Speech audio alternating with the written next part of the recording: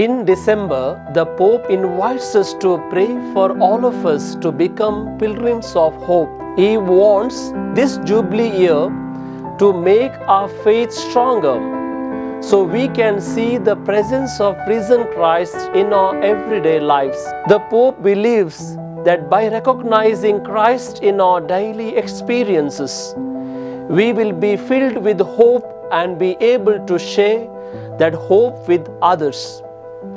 This journey of faith is not just about ourselves, but also about helping others find hope in their lives. He prays that this year transforms us into people who spread Christian hope whenever we go. Let's focus on living with faith and hope, knowing that Christ is always with us. Together we can bring light and hope to the world.